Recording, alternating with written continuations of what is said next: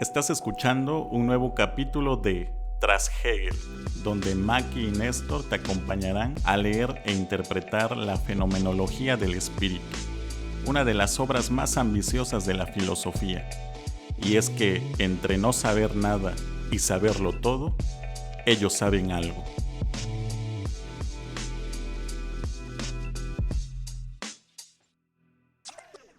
Hola, bienvenidos a un nuevo capítulo de Tras Hegel, el primer podcast de filosofía en español, donde leemos e interpretamos la fenomenología del espíritu de principio a fin. Yo soy Maki. Y yo soy Néstor. ¿Y qué vimos en el capítulo anterior? En el capítulo anterior analizábamos nuevos argumentos contra la moralidad kantiana, sobre todo con respecto al olvido del fin y de la dicha del obrar moral. En este capítulo vamos a leer la sección 2, la disolución de la moralidad en su contrario.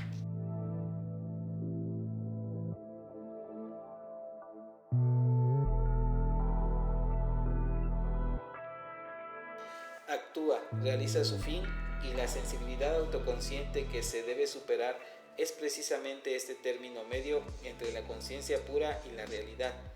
Es el instrumento de la primera para su realización o el órgano y lo que se llama el impulso o la inclinación. Bueno, acá retoma categorías pasadas como sensibilidad. Las palabras que aquí utiliza también es muy interesante porque creo ya estamos hablando todavía en lenguaje kantiano. Y dentro de Kant es muy famosa esta decisión entre lo racional, la parte racional, la facultad racional del ser humano y sus inclinaciones que son naturales. Pero las inclinaciones siempre están en contraposición de lo racional. Incluso es muy famosa la crítica que Kant realiza a las éticas eudemónicas o de la felicidad, porque en realidad el ser humano no sabe qué es la felicidad, pero se hace una idea en función de sus propias inclinaciones naturales. Sin embargo, ¿para qué está puesta la razón en el ser humano? No para hacerte feliz, sino para hacerte obrar moralmente. Entonces, aquí también nuevamente se presenta como esta decisión, esta separación entre el ser humano, o en el ser humano mismo, entre su parte racional y su inclinación natural. Es una contradicción que Hegel nuevamente está retomando.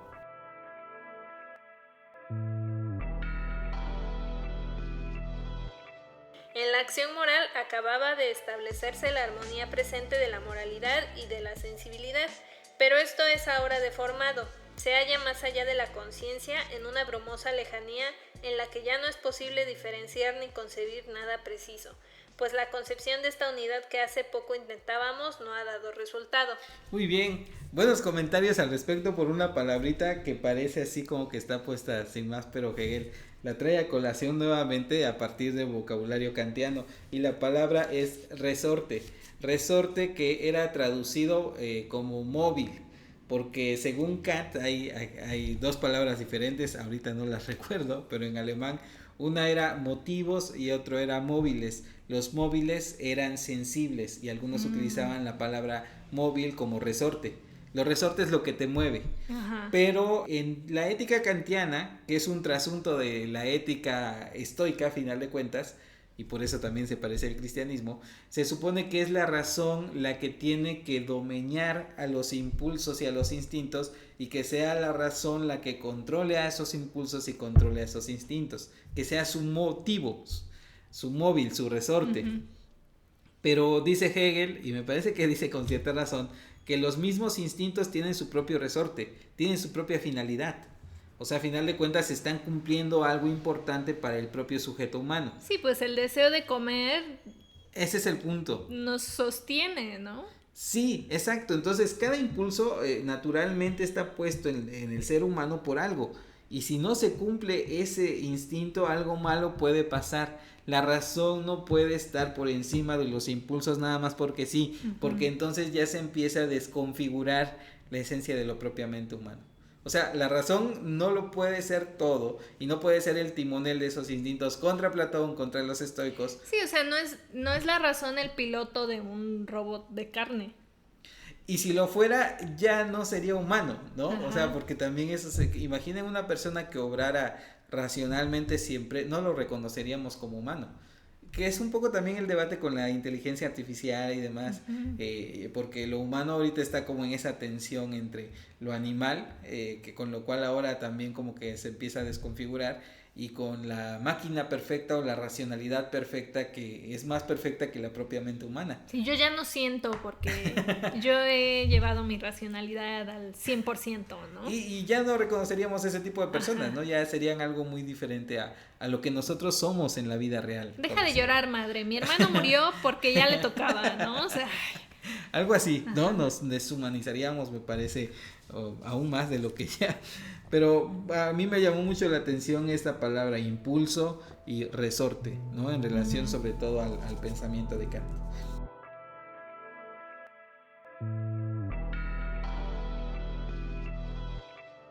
Es asimismo la actividad de este fin puro, consciente como es de la elevación sobre la sensibilidad, de la injerencia de la misma y de su oposición y lucha con ella. Que no toma en serio la perfección moral lo expresa de un modo inmediato la conciencia misma al desplazarla hacia el infinito, es decir, al no afirmarla nunca como perfecta.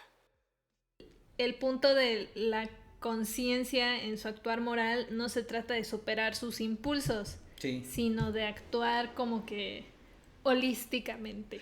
Sí, que es una palabra también interesante, pero ciertamente, o sea, de una manera más orgánica. Integral. Más integral, más en totalidad, ¿no? Ajá. Pero que también esto es una crítica muy romántica, no es la parte todavía en la que Hegel está retomando de alguna u otra manera esas primeras críticas a Kant, que venían de la otra perspectiva más irracionalista, pero que también hay que concederle, o sea, el ser humano no puede ser mera razón, porque dejaría de ser lo que es en la realidad.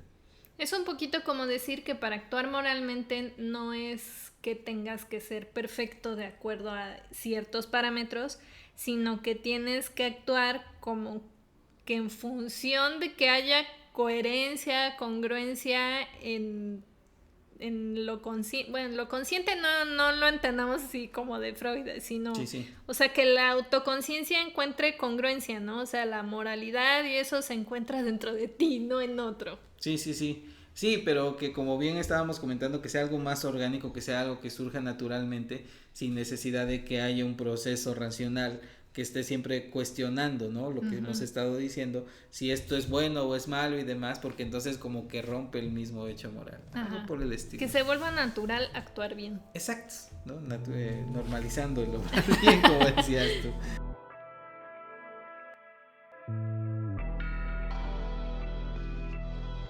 Además, lo mismo el progresar en general que el decrecer admitiría diferencias de magnitud en la moralidad.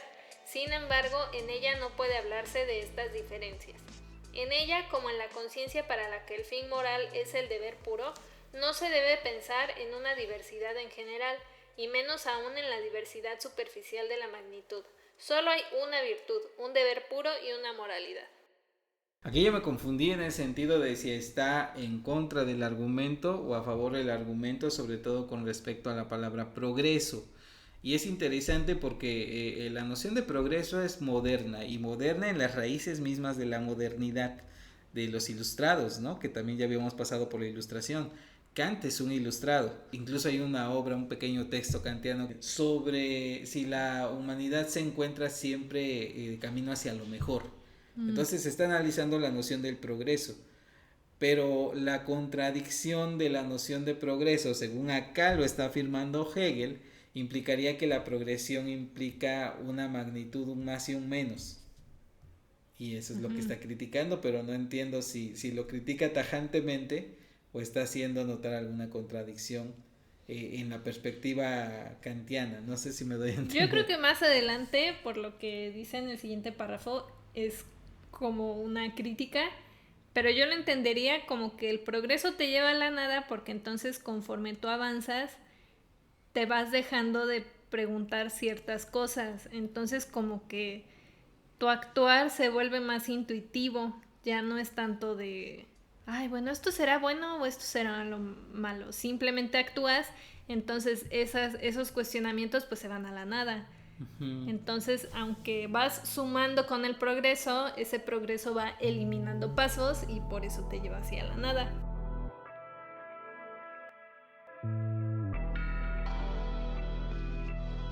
La no moralidad expresa precisamente aquí lo que es, que de lo que se trata para ella no es de la moralidad, sino de la dicha en y para sí, sin relación alguna con aquella. Es que el punto del ser humano no es actuar moralmente, es ser feliz, Sí. o alcanzar la dicha, o estar tranquilo. Creo que un poco regresando a su ejemplo de la viejita. ¡Ah! De la Sí señora. volvió la señora. Porque nuevamente, ¿no? O sea, si el punto clave, el fin último para una persona que ha padecido demasiadas injusticias y demás, que obró moralmente bien, pero bueno, si eso va a la nada, pues ¿para qué? Obró moralmente bien, en realidad hubiera obrado egoístamente y hubiera sido mejor para ella. Si no hay una dicha, si no hay un transmundo y demás. Entonces lo moral no es lo más importante. Lo más importante es la dicha y es el fin último, que es la felicidad. Y a últimas, como dice aquí en el párrafo, o sea, la dicha no es algo que debamos merecer para tener, sino que lo podemos desear, pues, porque es deseable, ¿no? Pero esa es la contradicción que está en el argumento kantiano. Si lo más importante es el valor en sí mismo, lo demás es gracia. ¿Quién te va a dar esa gracia? Pues, ¿Quién sabe? Pues supuestamente Dios, ¿no? Pero un Dios trascendente, pero que la gracia se concede por gracia, no porque te lo merezcas. Qué difícil el mundo de Kant. Pero el mundo en general, diría yo. Pero está interesante, está muy interesante.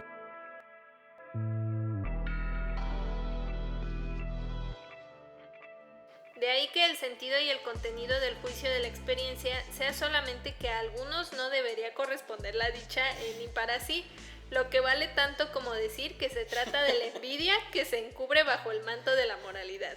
Y el fundamento por virtud del cual otros deben participar de la llamada dicha es la buena amistad que a ellos y a sí misma confiere y desea esta gracia, es decir, esta contingencia. ¿Acaso Hegel está diciendo que nos inventamos este fundamento de la moralidad por envidia cuando vemos que al que obra mal le va bien? Algo así, porque es un argumento muy tradicional, sobre todo es un argumento que Nietzsche va a explorar más a detalle cuando hable de la moralidad de los débiles y la moralidad de los fuertes, y que el judeocristianismo es este sentido de entre inferioridad y de revanchismo y de moralidad de compasión hacia el débil y demás, pues trastoca el núcleo de la moralidad occidental, me parece. Y entonces si me va bien, puedo ser soberbia, porque entonces si me va bien es porque tengo buena amistad con quien confiere la gracia, ¿no? Que sí, está decidiendo dármela. La moralidad sería también como un sucedáneo para aquel que no está gozando de las mieles del éxito capitalista, por decir algo, ¿no? Pero no sé, o sea, es interesante el debate. O sea que sí opinamos por resentidos. La palabra resentimiento es la clave. Si la moralidad se genera a partir del resentimiento. De hecho, hay una obra también muy interesante. Y decir entonces, no, pues eso está mal, porque yo no lo tengo. La obra esta de Scheller, que es un autor de axiología, que se llama El resentimiento en la moral, y que tiene clara línea nietzscheana, o sea, no defendiendo el argumento de Nietzsche, pero sí repensando cuánto tiene que ver este sentimiento de revanchismo y de resentimiento para constituir la moral. Creo yo que es más profundo que esto, porque también es un tema el tema de la justicia. Está muy emparentado con el tema de la venganza, pero la venganza es cruenta y la justicia se establece en algunas obras griegas, en algunos de estas grandes tragedias de los grandes clásicos. La justicia se establece para no generar el acto de venganza, pero están muy cercanas unas de otras. O sea, es un fenómeno que ya viéndolo muy a detalle parecería que se confunden, pero es un sucedáneo. La justicia, el Tribunal de Justicia se establece, el derecho se establece para que no obre la venganza por encima que no triunfe la sangre, sino que triunfe alguien más. Pero ese es nuestro origen, o sea, y olvidar ese origen. ¡Qué fuerte! Olvidar ese origen es pasar por alto qué hacemos cuando decimos moral y qué hacemos cuando buscamos justicia. Entonces, cuando decimos que los que tienen así un montón de propiedades en Airbnb son inmorales, o sea, sí hay algo de cierto en que lo decimos por envidia. Hay algo de cierto en el sentido del mismo concepto de qué es el sujeto moral y la misma idea de propiedad, ¿no? Que también nos hemos definido humanamente como sujetos que tenemos propiedades. Lo que te define a ti en tu libertad, o sea, en esa noción abstracta de libertad, se establece socialmente como libertad a tener posesiones, pero siempre limitando, o sea, porque no todos podemos tener las mismas posesiones. Pues sí, obvio, lo que yo compro es algo que estoy impidiendo que alguien más compre. Ese es el punto también, de fondo. Es muy interesante este tipo de debates porque como que se aunan varias esferas, la esfera económica, la esfera política y la esfera moral, que también a final de cuentas es la que busca el fundamento. El fundamento de que el mundo sea como es y no deba de ser de otra manera. Ay, no, qué horrible, qué depresión. No, pero muy interesante, está muy interesante esto. Y con eso no queremos decir que tenemos respuestas, pero sí nos hace preguntarnos muchas cosas.